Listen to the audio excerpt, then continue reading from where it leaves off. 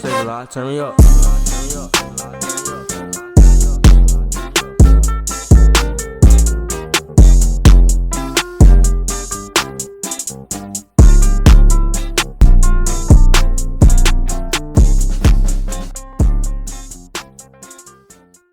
Hey y'all, welcome back to the Married Bunch podcast. My name is Crystal. Chris. Keonda. William. Brianna. And Nico. And we are the bunch. Today's episode is called Love, Grief, and Everything in Between. Where there is deep grief, there is great love. In this episode, the bunch talks with Kisha, who paints the picture of her love story. She describes her grief process after coping with the loss of her husband, yet describes how she remained as the rock for her kids in the process. Where does one start when dealing with loss? Listen as the bunch learns more about Kisha's story. All right, everyone. Our guest today is who? Kisha. Welcome, Kisha. Hey. All right, so I guess we're going to start off how we know Kisha. So I met Kisha through my best friend, Tamisha. And at the time, Tamisha was married to Kisha's brother-in-law. And I was dating Chris, which is Kisha's, at the time, Kisha's husband's cousin. So that's how all of that came into play. Mm-hmm. And we all know her through Tamisha, like you said. Yeah. So she came into the fold that way. All right, so let's just jump right into this episode. Let's get it started. So, Kisha, tell us a little bit about your background as far as meeting Jeffrey. How did y'all meet? So we met at a middle school, high school party. Because I was in middle school, he was in high school. So two cousins threw a party. Mm-hmm. And that's when I met him there. We hung out like the whole party. But of course it was kind of weird because I was in 8th grade. He was like in 11th grade. Wow. But we became friends that night. Okay. So how long did y'all date before getting married? 9 years. 9 years. Okay. I guess I should say, how did you know Jeffrey was the one? Because it seems like y'all started off early. Ooh. Let's see.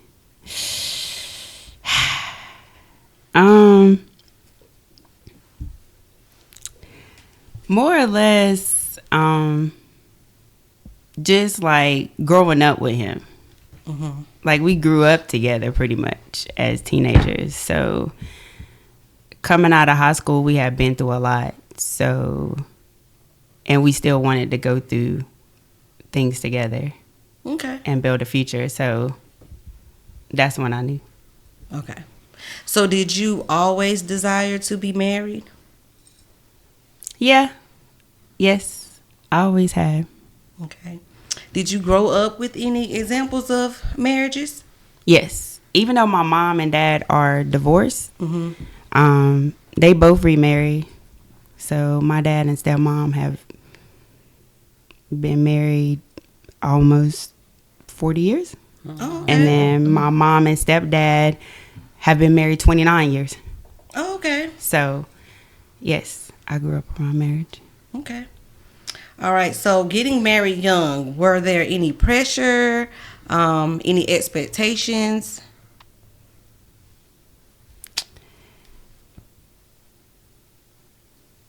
Not really. I mean, our parents wasn't pressuring us or anything. It was more like, it was really our decision. They never really was like, when y'all gonna get married? Are y'all gonna get married? Type thing. It was never that. It was like when we got ready, they were just right there to support it. Okay. So how would you describe married life? And how long were you married?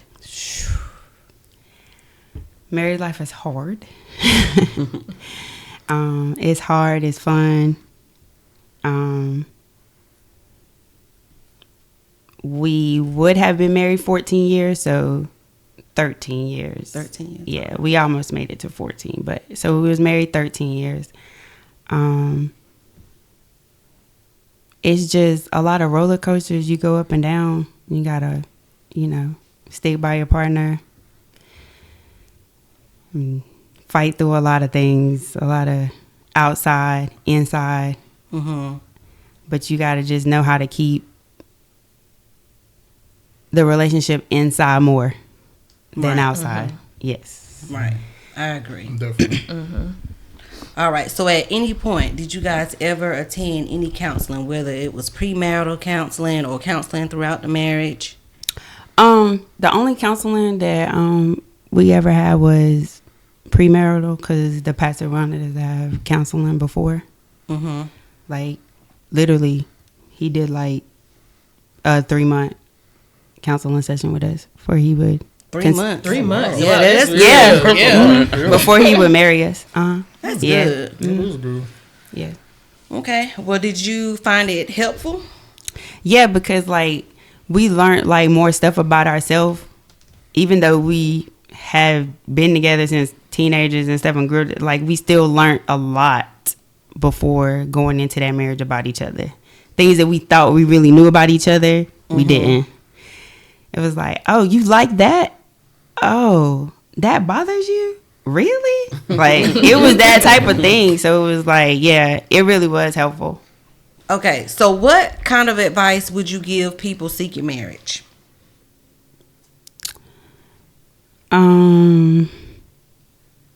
Just know that's what you want, because it's not nothing that you just walk into and just easily give up on. No, that's the person you want to fight for through everything, good, bad, everything.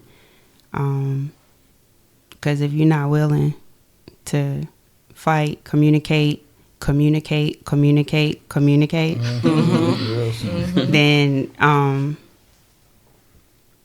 it wouldn't be worth it. It wouldn't be worth it. You'll be unhappy. You just be. I didn't seen it, but I mean, you just gotta know that's your person and know that you're gonna fight for them through everything. Right. And like you said earlier, keep people out your business. And keep people out your business, yes. Okay, so at any point when you realized that you wanted to marry Jeffrey, did anyone give you any advice?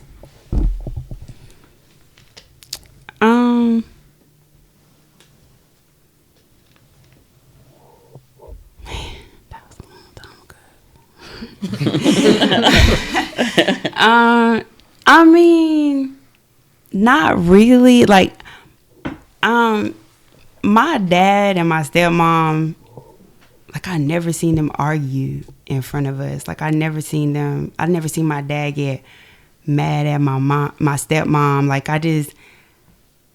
I never seen it. But we knew when they had a spat, because, like, you know, they didn't talk to each other as much that day or something, but never. So, like, I just knew whoever I married, like, they gotta be like my dad. Like they just gotta treat me like he treats my stepmom. Like, he never, like, called her. Like, it was just like, I never seen him disrespect her in front of nobody. No matter how mad he was or whatever was going on in the conversation. Like, I never seen it. So I was just like, man, whoever, like, they gotta be like my dad. They gotta be able to, like, talk to me in private. Because I know they had private conversations. They had to, you know, so. Right. But they never did it in front of us. It was always a good time and stuff like that. So they didn't have to give me no advice because they were showing it. Same thing with my mom and my stepdad. Like, they never argued in front of us. Like, it's 6 kids in the house. Like, they never had fights in front of us. If they did, they were behind closed doors. But you knew when they were mad with each other. You know what I'm saying? Because the talks were less. You know what I'm saying? Or it was like that little short, snappy stuff. But it was never in front of us. So it wasn't like I really needed advice. I was being shown. On both sides. Nice. That's good. All right, so I'm going to go into the next topic. So the next topic is talking about the grief process. So was the loss of Jeffrey unexpected, or did you have time to kind of prepare yourself and prepare yourself and the children for it? Very unexpected. Only reason why we had time to process is because we were fighting for them 18 days. We were fighting for them 18 days. And still then, we wasn't processing it. So, it was very unexpected. And, yeah. Yeah. So did you guys ever talk about like afterlife care or any wants and preparations? Oh yeah. So, we both knew like we didn't want to be buried under the ground, like those things, life insurance, stuff like that. Yeah, we talked about that stuff. Like my kids know my wishes now. They know. They hate to talk about it, but it's real. It's life. So, yes, we both knew. We had both always had those like little conversations. They're great conversations to have with your partner. Like that's big advice. Know what your partner wants, and stuff like that. Yeah. So you kind of touched on it about life insurance, savings, and will. Especially in the Black community, that's kind of like a taboo. So, can you stress any importance with that? It's very important. It's very, very important. Because I think, first of all, I'll be honest with you, I was scared. You talking about life insurance policy, like, man, I feel like I'm gonna die tomorrow. Like, I don't want to do it.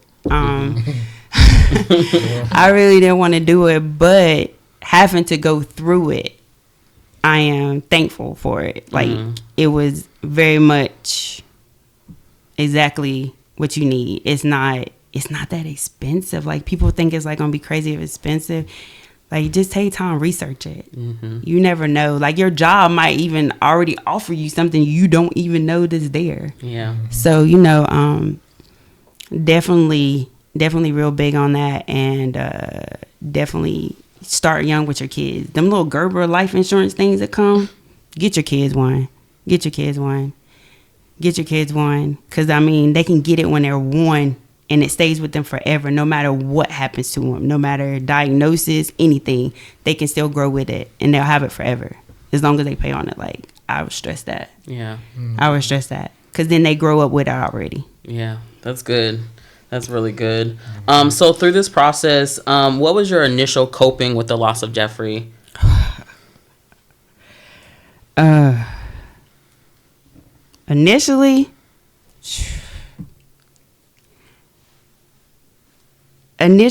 I wasn't coping. I was taking care of everybody else. That was the hard part. I think, I don't know, being the oldest sibling girl, like, I have a brother older than me, but I am the oldest sibling girl. I guess I was just made to be like a lot stronger. So I wasn't really coping.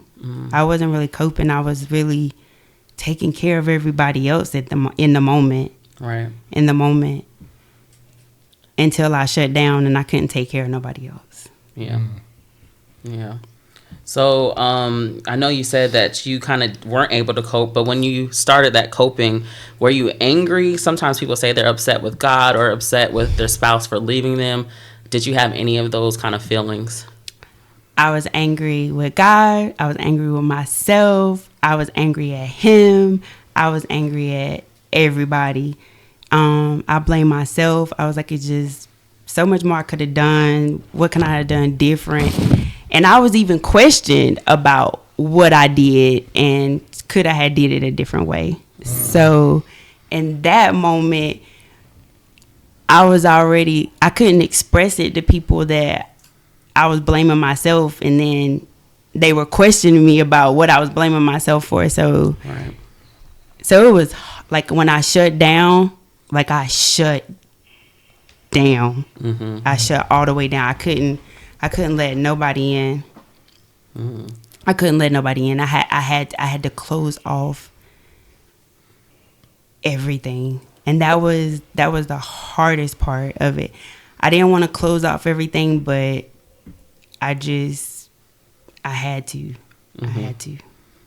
So through that process, was that the most surprising aspect for you, that you just needed to cut everyone kind of or close off to people? Was that surprising to you, or? Very surprising, because it was people that I had to close off to that I would have never had expected to had to shut out. Like that was the hardest thing. I just it was just hard. It's really hard to see people that you just knew would be okay, like be okay with you and be able to carry you through. You had to shut them out. You had to shut a door and say, I can't do it because I have to take care of me, and I have children sitting here that need me, and they weren't helping me. They were tearing me down. And I couldn't tell them they were tearing me down. Right. Because they're grieving too. You know, they're grieving too. And me still trying to take care of them. Knowing that, like, I couldn't. So I had to finally just say, I got to close these doors because I got to take care of me. I got to take care of me. So, you close those doors. So now in this time, have you reopened those doors, or were those doors that you feel like you just can't reopen? Yes, some doors have been reopened. Unfortunately, some doors can't be reopened because they were taken to a point that I can't come back from, because I never been through that. And I didn't know how to grieve. I didn't know what I was doing. Like, I had to figure it out. And some people couldn't accept that I couldn't figure it out. Yeah. Some people couldn't accept I couldn't figure it out. It was hard for me to figure it out. It was hard for me my kids walk in the room and need me, and I don't want to get up. I don't want to move. I don't want to talk. Right. You know. Yeah. So did you have any good moments amidst the sadness? Now? Or in the initial? In the initial, did you have any moments where you were like, okay, where you were hopeful, like you could get through this, or? Yeah, I did, but it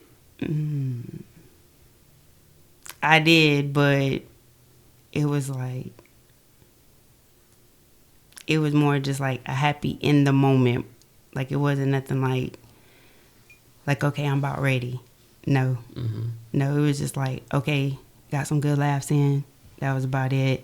Yeah. It's still there. It's like, so that's kind of, the happy moments were even sad, if that makes sense. Yeah. The happy moments were even sad. So, like, anything that was, because it was like, he's missing out on this happy moment. Look at this great accomplishment. Our oldest son just graduated high school, not there, just like that. So it was like a lot of happy things, but even the happy times, they were just overly hurtful. Yeah. Was this like your first big loss in your life? Had you ever experienced loss before? Not like that. No. Okay. And so I know you said you took care of, you had to take care of everyone else. How did you find time to take care of yourself while also trying to take care of your children? So when I shut down, I looked at my kids and I kind of just said, Mom can't do it anymore. I need to take care of me, mentally and physically. And health wise. I was going backwards health wise too, like really bad. My oldest son, still now at this point, he still thinks, he's dad all over again. So, but I looked at them and I told them, I was like, I have to step back, have to shut down. We're gonna have to step back. Like I have to step back. And my oldest son was just like, and I knew he didn't need to. And I was trying, I'll be honest, I was trying to reach out to people to be there for him more than me, because I seen it in him more. Like, I seen it in him more, but he couldn't let me fail. He couldn't let me fail. I couldn't let him fail. But we were failing badly. It was, we was failing badly, but we were managing to keep each other afloat. So I just looked at them and I was like, I'm gonna step back and take a break. I gotta figure this out. I gotta take care of me. I gotta get back healthy. Like, it's going bad. And y'all need me here. I don't need to keep going this direction. And they said okay. They said okay, Mom. They said okay. They said okay. And my kids are just awesome. Like, my kids are just awesome. They are the reason. They're the reason I came out of it. They're the reason I fought through it. But I did. I shut down. They let me shut down for about 6 months. I completely just, when I shut them doors, like, I really shut them doors and just shut down to take care of me, to figure it out, how we about to process this, how I'm about to be mom and kinda a dad. But you can't replace a dad when you had a real dad. Right. You know what I'm saying? Yeah. And not many black kids get real dads, and they had a real dad, like, from day one. All three of them and the nieces, like, they always had dads. So it was like I never could fill them shoes. I'm never going to be able to. So I had to figure that out. Like, I said, I need this time to figure out how to be mom, but I cannot replace dad. But I got to be able to put my feet in his shoes and try to walk that walk. And they were okay with that. They let me do that. They let me do that. Grown-ups didn't understand it.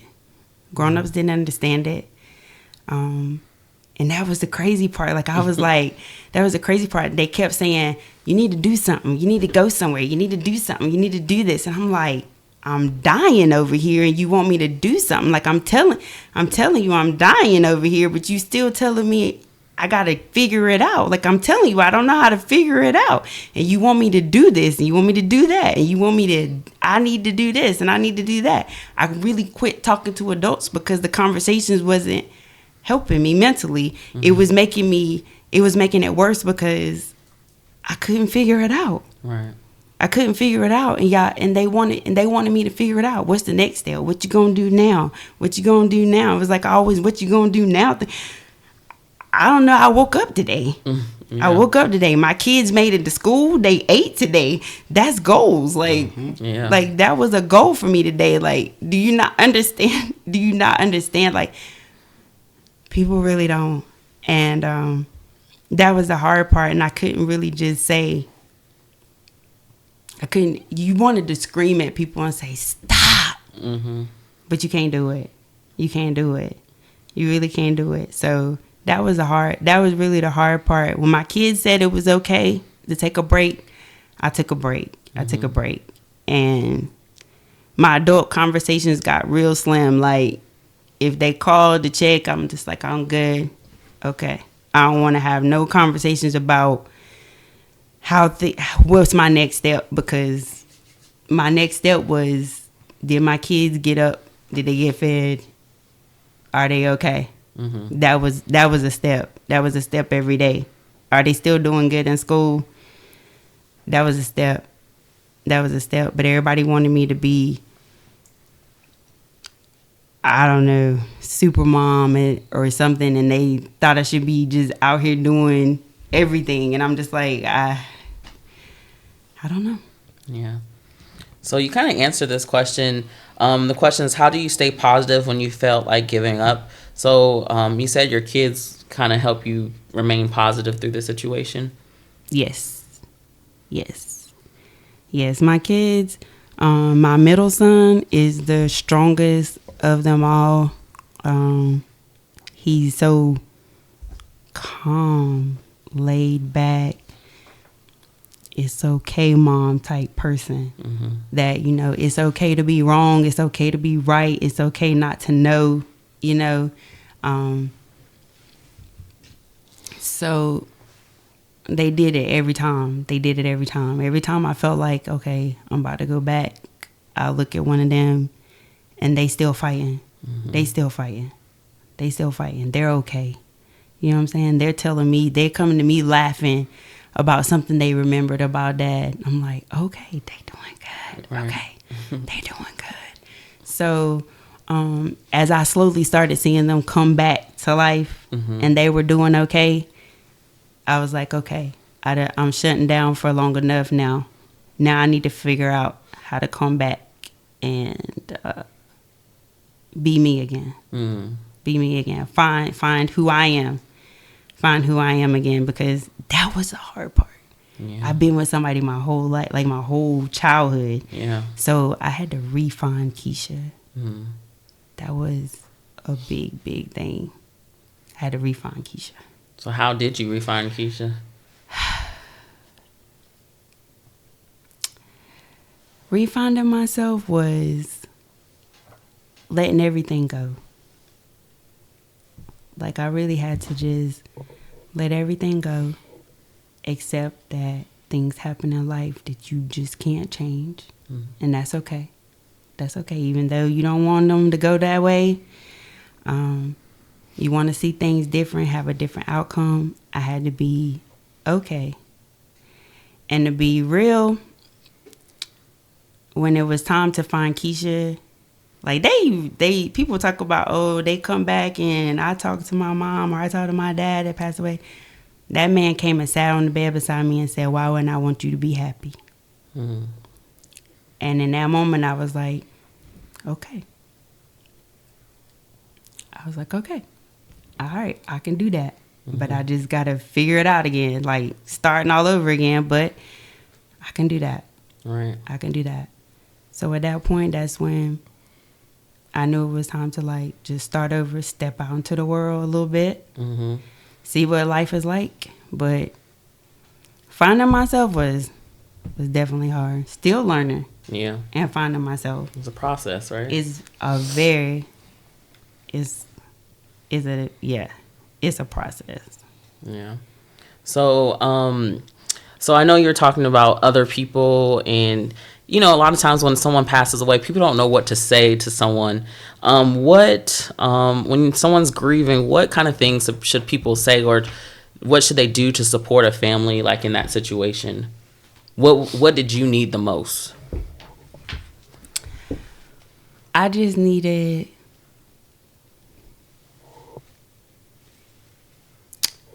someone to be present, but not necessarily have to talk about nothing. It's nothing you can really say. I'll be honest with you. You know, everybody will come and be like, oh, what you need, this, that, and the third. You just need peace of mind.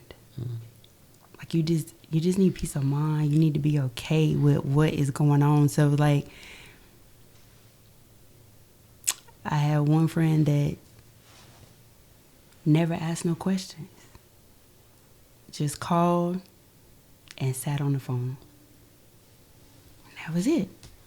That was it. I didn't need to talk about it because I was fighting what I did wrong the whole time. I was fighting what I did wrong. I was fighting what I did wrong, and I was fighting how to be a parent. One parent to these children.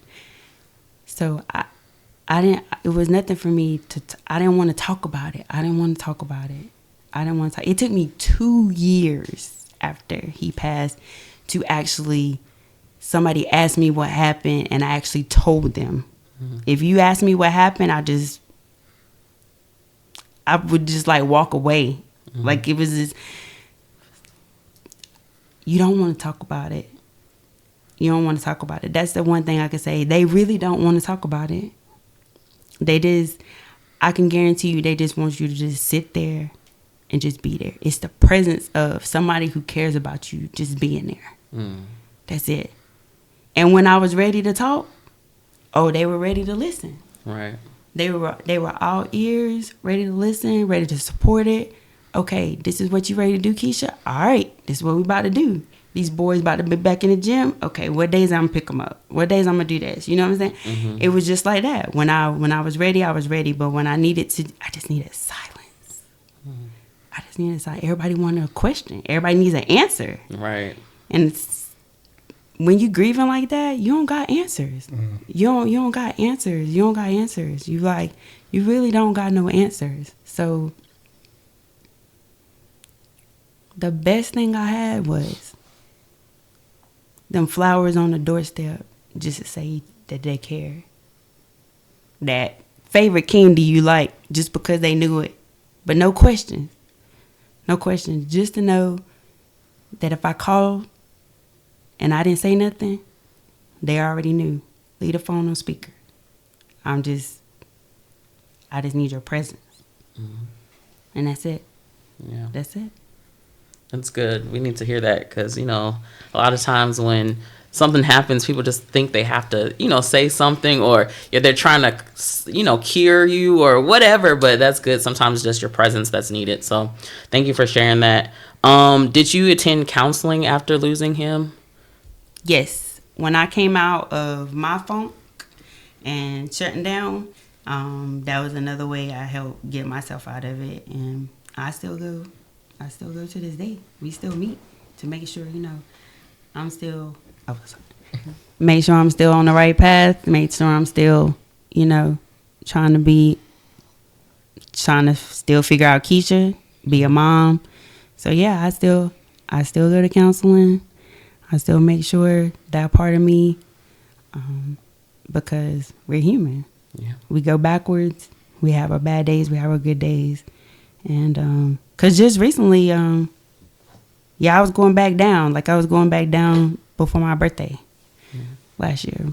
Right before my birthday last year. I was hitting a milestone birthday. So, and it was a milestone birthday that he missed that year. So I was going back hard. I was going back hard, and I knew it. So yeah, counseling, yes. Counseling for my children, yes. Counseling for your kids, yes. Counseling for your children, yes. I did it. I knew it. I knew it. I knew they needed it before I needed it. I mean, I was more like, I'm going to counseling, but I'm like, I'm gonna send my kids because I feel like, I got to do something for them. And they like, well, you ain't going. I don't know if I want to go talk to people. I was like, nah, but y'all about to talk to somebody. Like, y'all about to talk to somebody. But yes. And yep. And I keep up with it just to make sure, Yeah. And the cool thing is, like you're saying, you're learning yourself, but you knew when your birthday came, like, yourself to know, like, okay, I need to get back. You know what I mean? So, like, yourself. So that's cool how you're coming full circle. So. All right. So you mentioned a little bit ago about you refinding yourself and finding the new Kisha, right? So how are you now? How do you feel now, today? Today, I'm more at peace with everything. I'm happy.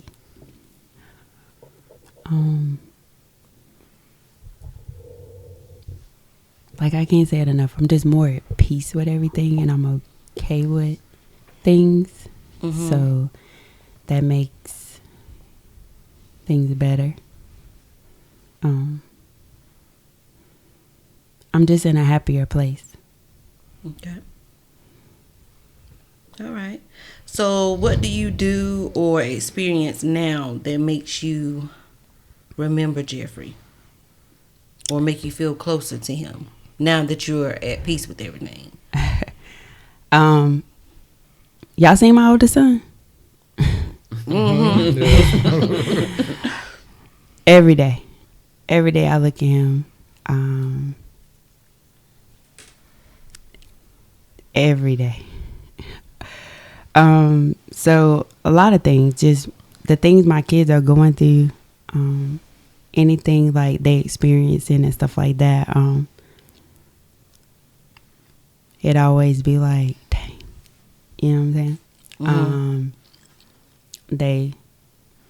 He missing out, but now it's just more, it's not more like sadness. It's more like just like a memory. Like, he would be proud. He's very proud.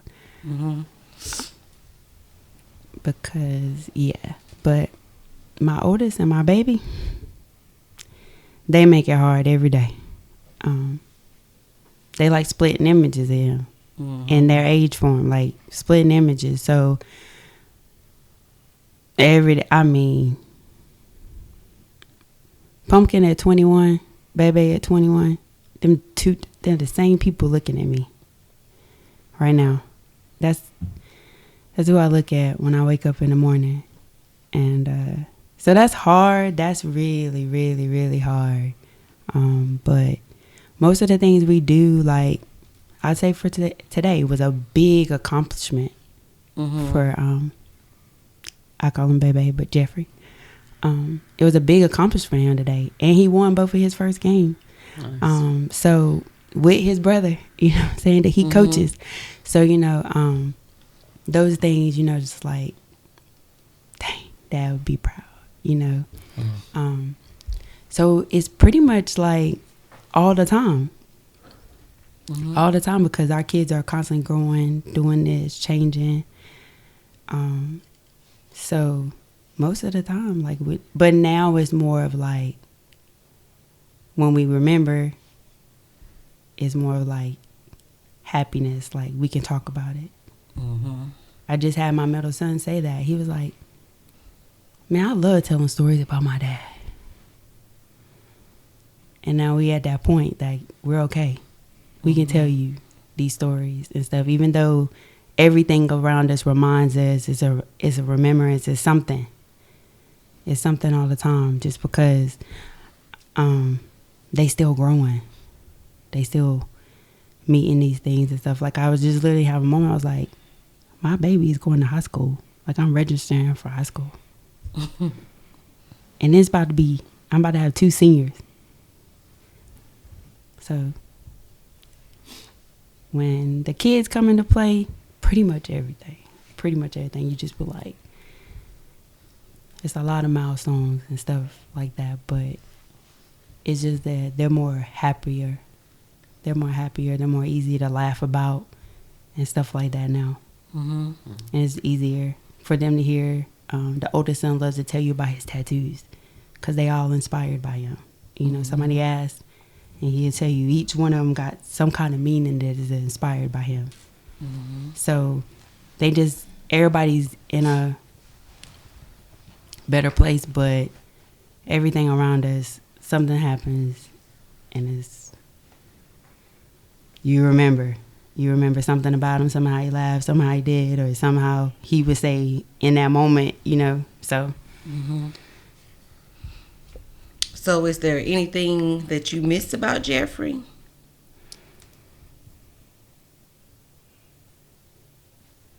I miss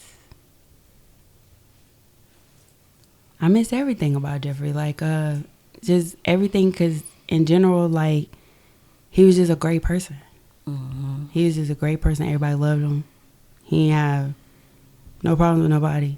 Just being that person. Just calm, always laid back, nothing bothered him. So yeah, when you have great people like that in your life, so, you know, and you get to experience it for that long of a time, you miss everything about it, because you don't get great people like that often. So. Okay, so how important is it to keep his memory alive for you and for the kids? Oh, that's a definite. We were just down there for Easter. So that's a definite. Yeah. You come into our lives not knowing that, you will definitely know him. So, you know, you don't get to come into our lives and exclude him. You don't get to come into our lives and exclude Pumpkin. You don't.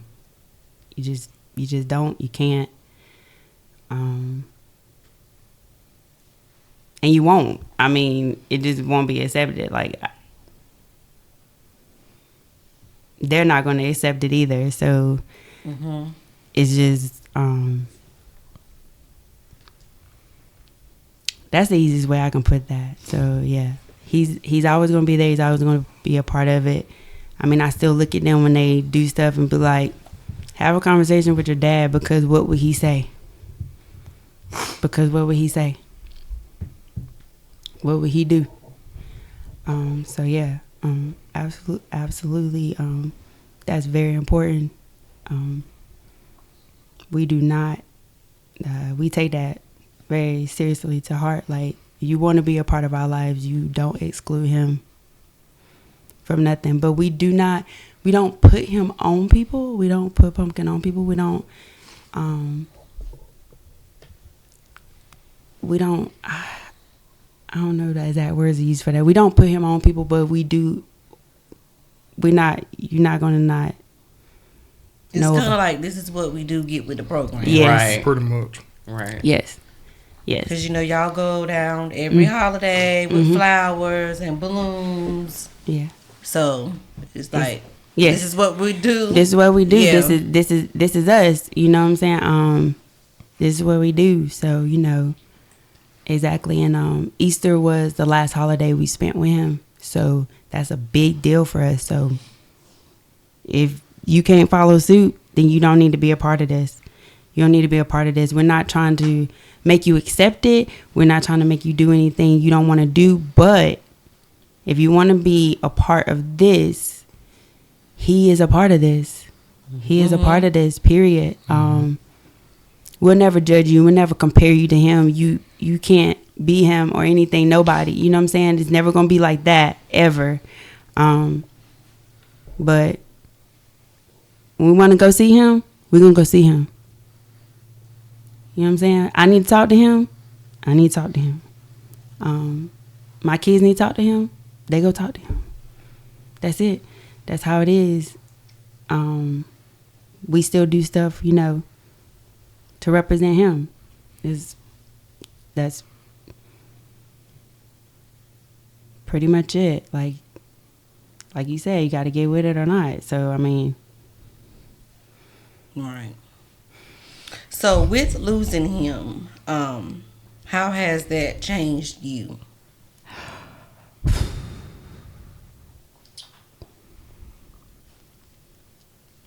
Because with a loss that significant, like, this is a whole new, it's still a little bit of old Kisha, but this is Totally a new form of Kisha.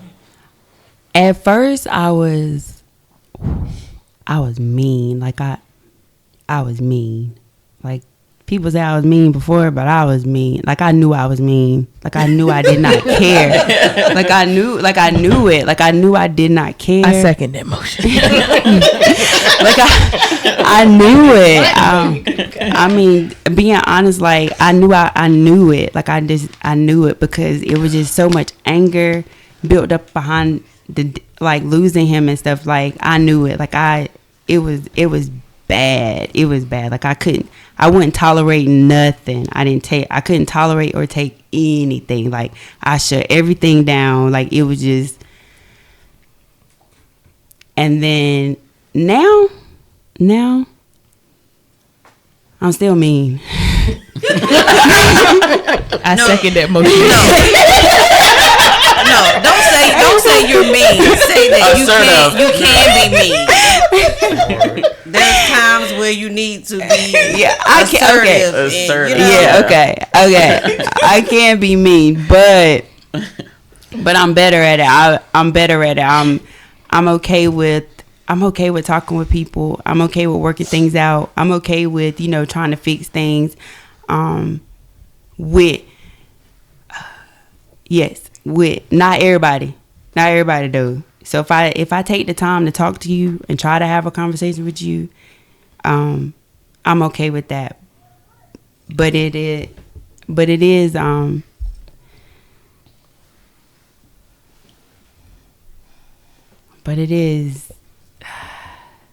yeah. But I'm just better at knowing that, okay, this got too far, let's fix it. You know what I'm saying? At this point.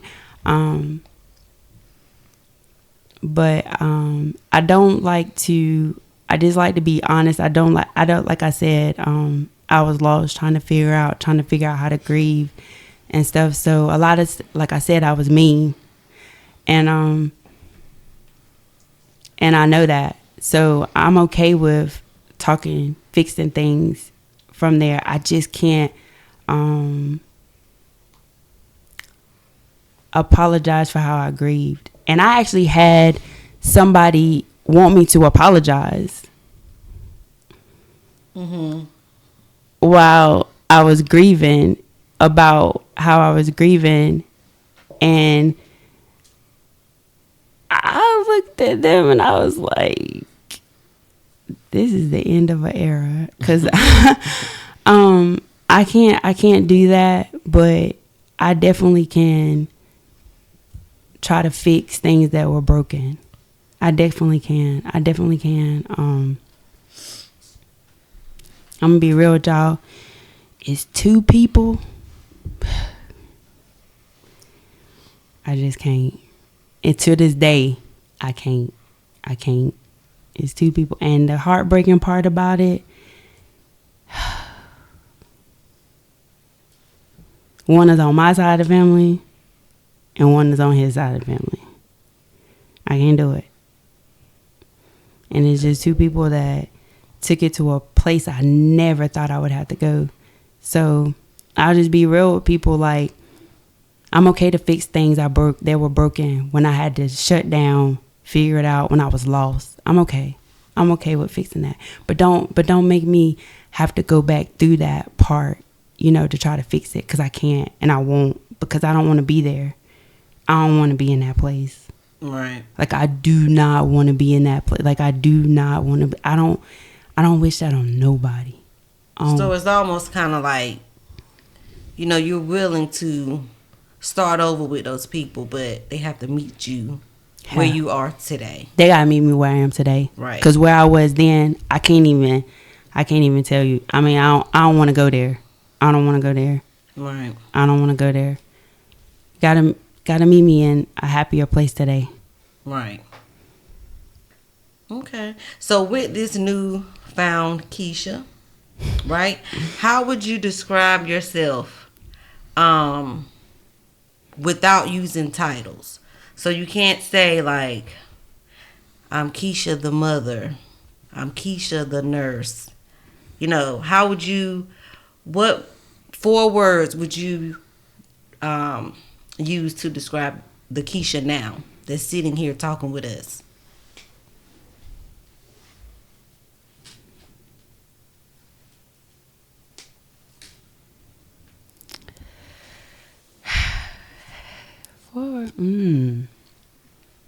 That's a good question, huh? Because when you ask people, especially women, we love to say, oh, I'm this, I'm that, I'm a mom, but Kisha. I'm happy. Okay. I'm happy. Yes, I get mad, I get upset, I get irritated. Yes. I'm happy. Like I said, just peaceful. Like, peaceful with things around me. Peaceful to understand that, I don't have to retaliate and say something, everything being said to me, or things going on that I don't agree with.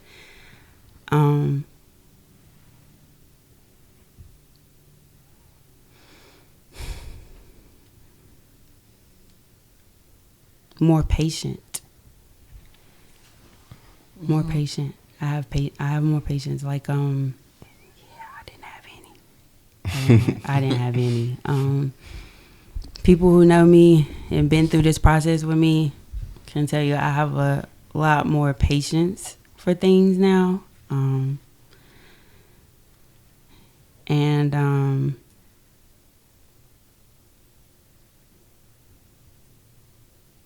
I'll throw one in there for you. I would say self-aware. Because you just acknowledged that you could be mean and yes, how you were before. yes, And I'll throw one in there too. Willing, because you said that you are willing to have certain conversations. You are opening yourself up to certain people. So willing and healing. Yes. Yeah. Okay, so what were the challenges of starting over? Now being, a widow, a mother of 3 young boys, and raising 2 nieces.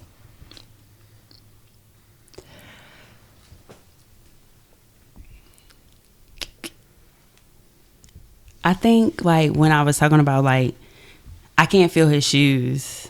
Oh yeah, that's a good one. I can't feel his shoes. I can't give them that love and support they have from them. You know what I'm saying? They all had they moments with him. They things they did with him. Music. Baby and him riding in the car, music. That was a thing since birth. Mountain sports. He didn't have daddy's girl, but he had daddy's little boy. That was big fella. That's Hayden. TT just having a male figure just to talk to about anything, and babied her too. Honesty, the youngest, she just extra. She just extra. But I can't fill his shoes for them in that aspect. Like, it's nothing I can do to fill them shoes. I just got to try to put them on and walk the best I can without stumbling too much. So it was like, I had a relationship with all my kids anyway. So, like, how do I keep that relationship? How do I keep that bond with my boys? They're boys. They need a dad. They need their dad. How do I keep that? And I keep that because the memory never dies. Like I do. I say, now, basketball shoes are like ankle shoes. They don't support your ankles. Be conversation. I'm like, go talk to your dad. Will your dad buy them shoes for you? You know what I'm saying? This is how we keep things going. Keep that in the situation. How would we do that if dad was here? You know what I'm saying? Like, how would this conversation go? How would we handle this situation? That's what I had to figure out how to do without making it too sentimental for them. But that's how I did that. I was just like, dang, it's me by myself for real. Like, it's really just me. And just me. I'm like, scared to ask for help. Because I don't know what they're going to say. How willing people are going to be. So it was like, all right, Kisha, figure it out. You got it, you do it. I ask the wrong people sometimes. But when I did, yeah, I just say it like that. I ask the wrong people sometimes, because it was. But when I asked the right people, they were right there. They were right there every time.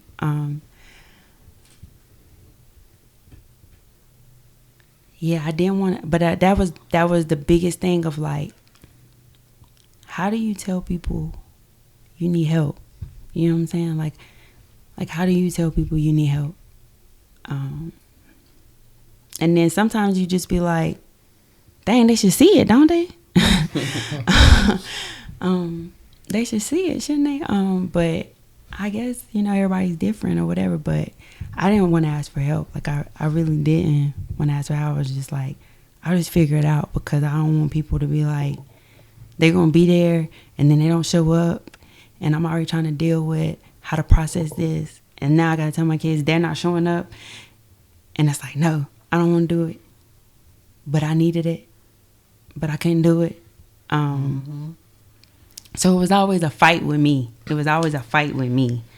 That was the hardest part. It was always a big fight with me, myself. Like, how do I step out of this? I know my oldest son need more, but he don't want to ask for help neither. He's stubborn too.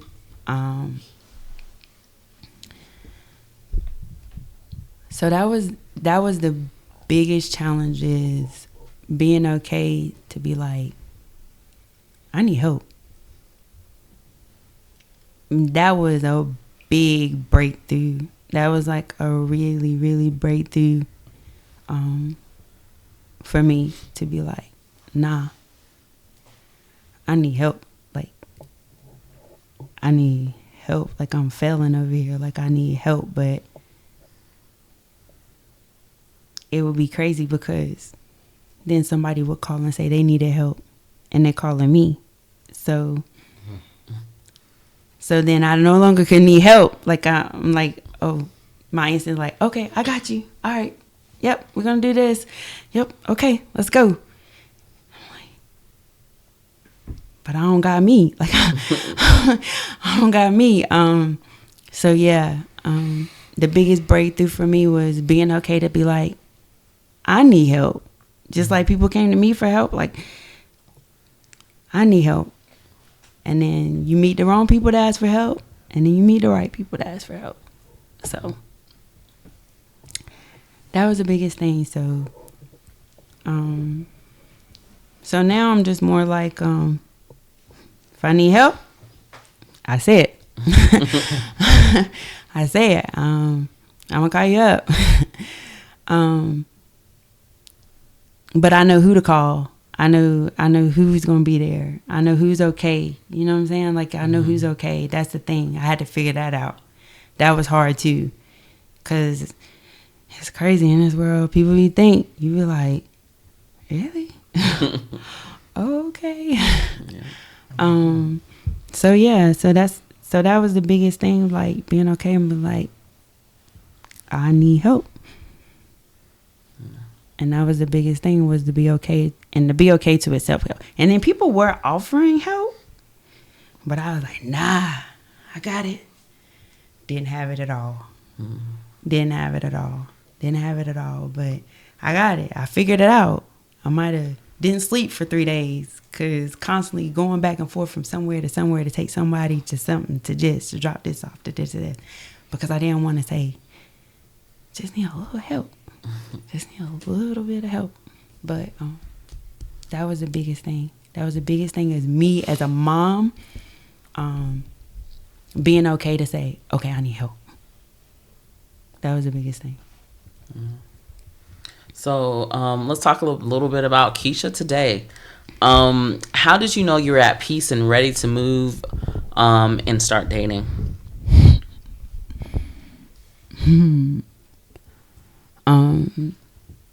Like I said, it was long conversations with me, God, and Pumpkin. And like I say, one night, like, he really just sat on and said, it's okay. Why wouldn't I want you to be happy? You need to be happy. So I was like, all right, I'm gonna step into this world. All right, don't nobody want me to, you know. Got boys. Nobody wants me to, so I was like, if everybody around me okay, the people who mean the most to me okay, then all right, I'm gonna try it. I'm gonna try it. So with dating, did your list change, or requirements of like characteristics you want in a man? Since starting over, what were some of the characteristics you were looking for when you started to date? To be real with you, I didn't know what I was looking for, to be real with you. I didn't even know what to really expect in this dating world. Is crazy.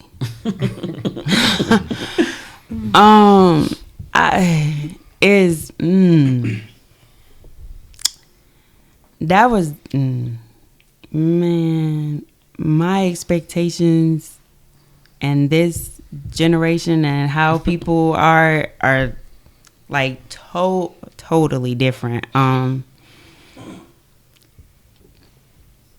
So I would say that I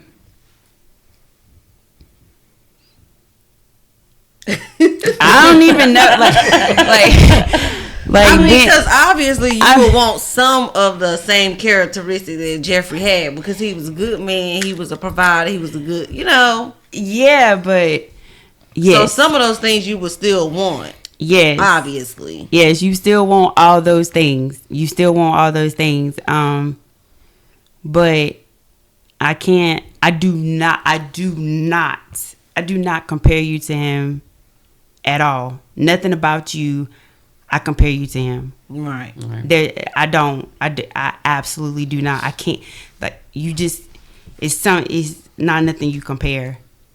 It's just not nothing you compare. You just have to be you. Mm-hmm. You just have to be you. You gotta be willing to listen.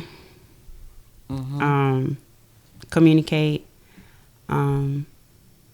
Respect the fact that, I have kids and we have a relationship. I have a relationship with my kids. Like, my kids talk to me. Like, we have conversations. They just walk in the room, sit down, let me tell you about this type. You know what I'm saying? Mm-hmm.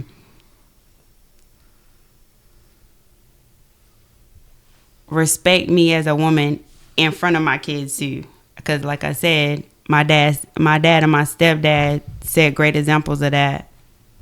We don't disrespect each other in front of our children. Mm-hmm. Like, we don't do that. So stepping out into this world, it was just like, I just had to like talk to people and learn people and just see how people moved in general, just to know them as a person. Like I said, I don't know what to tell people. Like, I don't know. It's weird stuff out there trying to date, trying to step out there. So we can definitely say it's different than when you were dating back in the day. It's a big difference. Like, I was like, damn, I don't even know if I want to do this. Like, because this is not what I think. Everybody wants your time, like, all the time. Like, social media is the death of the world, I feel like. I don't know. Like, I just feel like at my age, do not come at me talking about you active on social media, not talking to me. Like, I feel like that's high school stuff. Yeah. No, conversation over. We don't need to talk anymore. Like, because I don't know where we're going to go with this at our age. So, yeah. So, like, honestly, I was just looking for somebody genuine. Somebody easy to talk to. Somebody's going to listen. And then go from there. See what they have. They have to have dreams, goals, be trying to go somewhere, do something with their life, build and stuff like that, and grow, because I'm raising teenage boys and girls. So, like, I don't need no man around that ain't trying to show them not to do nothing. Like, you got to be having something you trying to do. Something you trying to do, like, oh, dang, that's what, oh, okay, they into that, they do that, oh, they do this, okay. They need to know that, yeah, you doing something. So I didn't put a whole bunch of requirements on the table. I just really stepped out to learn people, because I ain't dated in forever. So it was me having to learn. I had to get to know people, like, and talk to them and see how conversations went, to even be like, whatever, like, can we even have a requirement list at this point? Because people were ready to date when they found out he was gone. And I was like, was like, huh? No. Okay. Yeah. So at this point, yeah, I don't know. Jumping out into this dating world is just, it was crazy. It was crazy. So I'll just say it like this.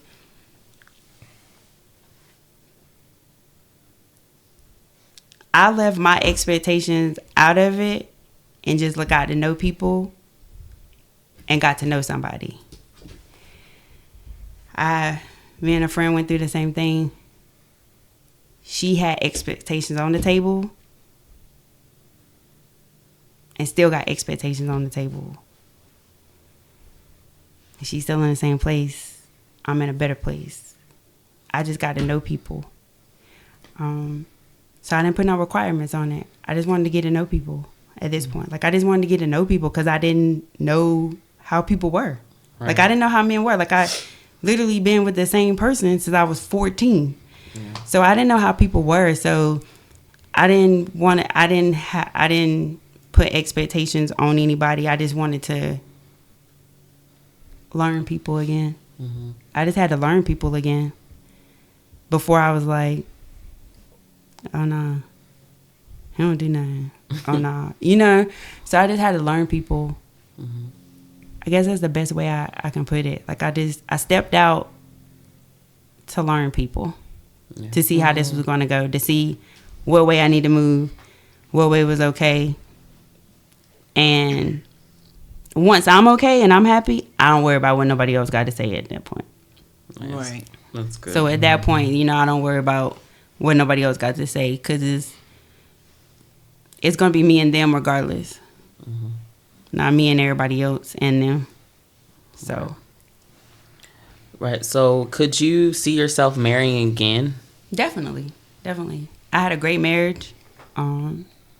So I'm not against marriage. I'm for marriage. So yeah. Yes.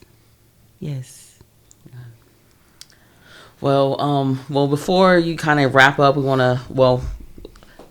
before we do that, let's say, is there any advice or words of encouragement to people who may have recently experienced losing a spouse? What kind of encouragement can you give others out there? Be okay with counseling. Don't wait too long. Especially if you got children, go ahead and let them talk to somebody. Especially if they're willing to talk to somebody, let them go ahead and do that. I strongly suggest that. Tell people not people. Tell people you know can handle it. You're not okay. Let them know you're not okay. They can handle it. That's something I learned to told the wrong people that I wasn't okay. So, know who you can be like, I'm just not okay. And it's okay not to be okay. That's another thing. It's okay not to be okay. It's okay to be fighting with yourself. It's okay. Just as long as you keep fighting through it. Just as long as you don't give up. You can take your break. Take your time off, but don't give up. Don't quit. That's why I say counseling is a big thing. Counseling is a big thing. And have your affairs in order. Yes. Life insurance, will, all that stuff, because that do help. It does help. Yes, it comes in great handy. Makes things a lot simpler. And you're not asking everybody for a whole bunch of stuff. That stuff is settled. Like, that's one thing I knew. I was like, oh no, we good. Don't worry about it. What he want, Right. He got it. I'm worried about nothing. I was like, this is exactly what he wanted. Mm-hmm. This is what he said. This is where it is. This is what we're gonna do. Mm-hmm. and left it at that. Like, don't just left it at that. Well, Kisha, we want to thank you for coming and share your story, and just willing to share your story and kind of let us into your life and your process. And it's really great to see like how you came out of it and how you're processing and moving forward and how you're happy and at peace with it. So we appreciate you coming today and to tell your story. And the bunch, we want to thank you. Much. Thank you so much. I appreciate it. All right, so for our people that are listening out there, make sure you comment below, you subscribe, follow us on all of our social media. We really appreciate the feedback and you guys supporting us. So the bunch, remember, The wedding is only the beginning.